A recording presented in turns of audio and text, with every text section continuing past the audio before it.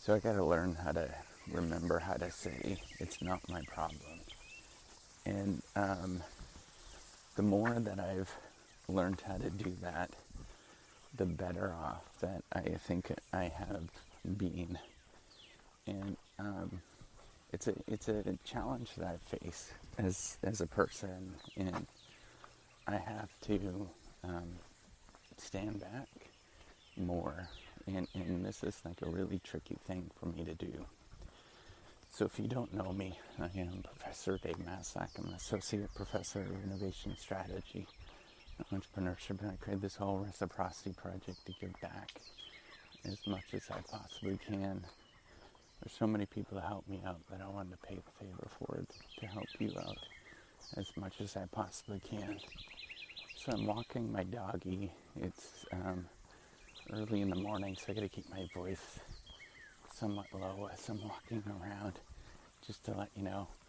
I just think of like, I have a tendency to overgive and to be extra helpful, and that ends up biting me in the butt so many times because what you end up doing is you give, and then people are not willing to receive, or they don't necessarily see what you're trying to do at this moment, and then it's all in an effort to help out. So I've learned to take a step back and become a lot more self-centered and frankly narcissistic. And I know that this is like, it's really not me as a person. It is the way that things develop in terms of, I mean, this tells you how I won the grade 7, and I think even the grade 8 citizenship award at my school. I was always like there to help out with different things. In my family, it's always the number one priority. But I have learned in the last 5 years to pull back, but I still have trouble with it. And I think the issue is that, when you give, people think that you're being aggressive, and I'm learning more and more that I just have to pull back and let people come to me in various different ways, whether it's graduate students, or whatever. You can't change somebody else. You can't, there's no way that you can will them to like you and will them to see your point. You have to wait until they're ready to see that. And if they're not ready in some sort of way, then you just simply have to be okay with it. And I am becoming less, I honestly, I'm becoming less caring of other people. I know that's like, for some people it seems like it's really weird, right? Like, I think the majority of people is the complete opposite in who they are. They don't care about people, and so this is easy for them.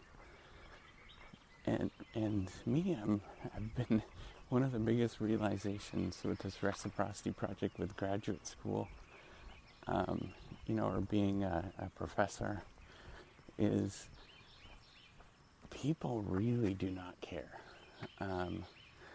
And whether it's undergraduate or graduate students, they everybody's just looking for a quick win, and they're all very, very exploitive.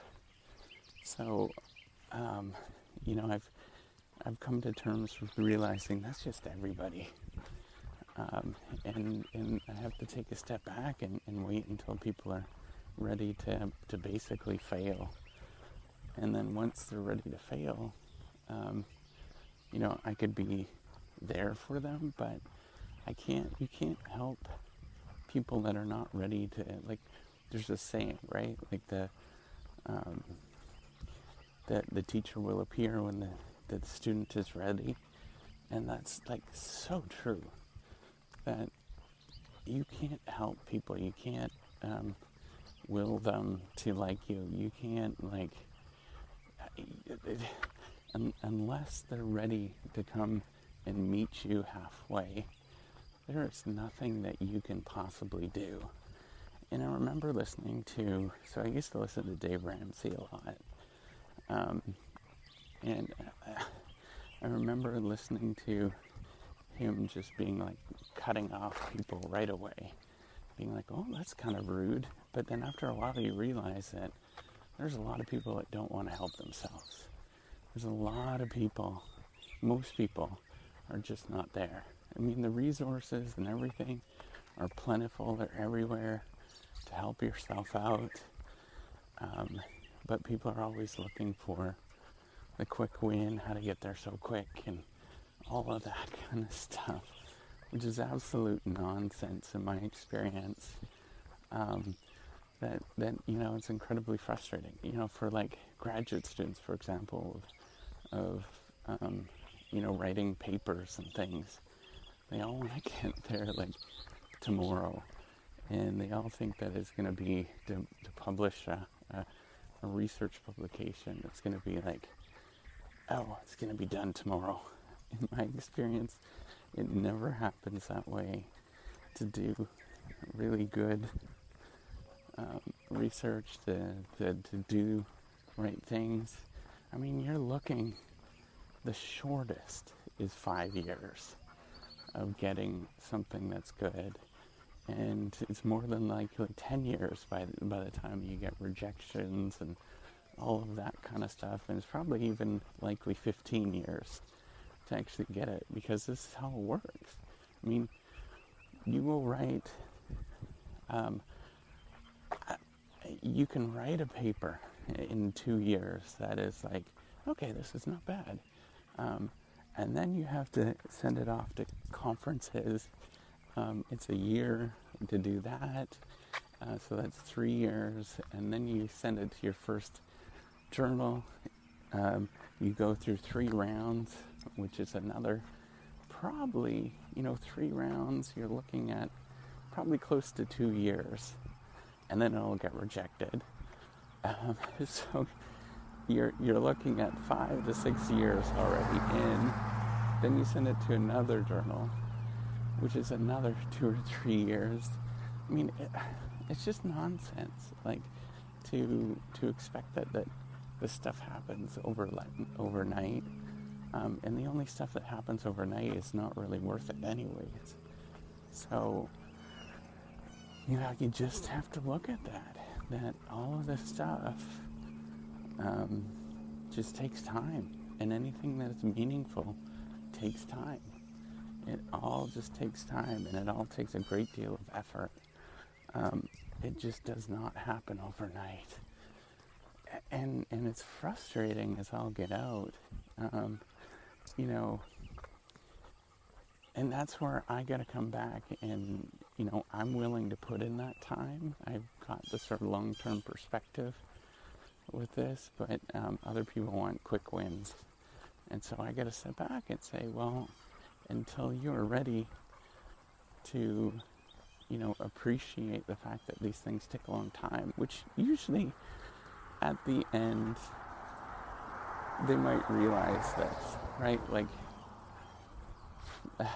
graduate students 4 or 5 years in might realize this, and then it's too late, though. But whatever, I know that these things take time, and you have to be willing to do it, and I have to be less willing to be there, and to be okay with that. So I've learned more and more that I have to be a lot more selfish and focus on what I'm doing rather than to be helpful with other people, unless they're ready to actually be serious about things.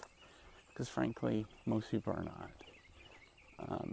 And you just have to come to that terms that you just have to wait until people are ready to be serious.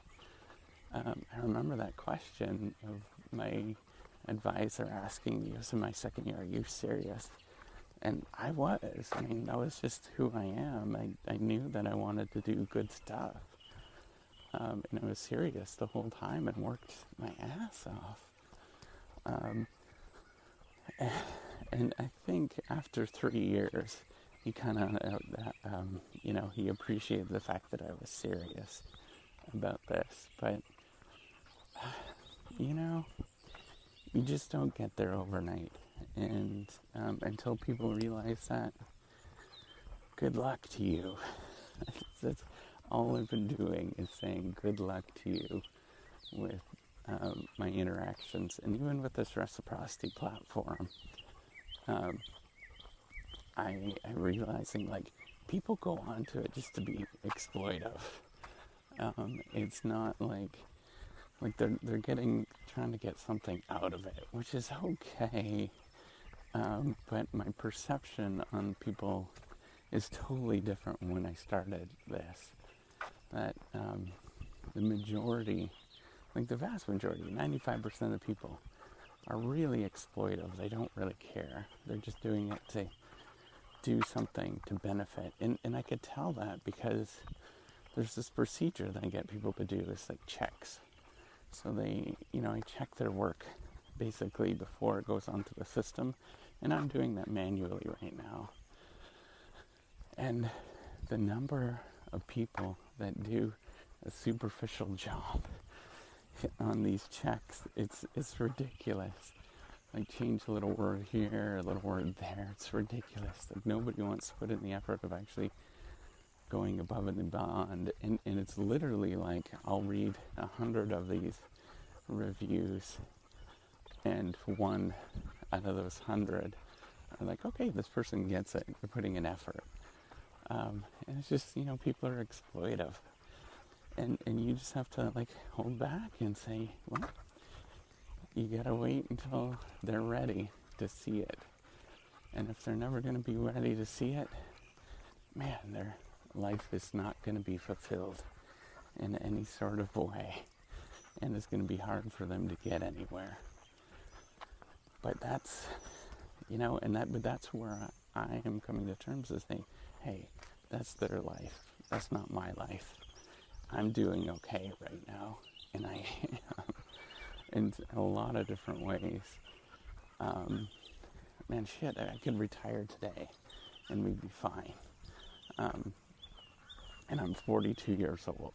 I think it's safe to say that I've figured this out. But,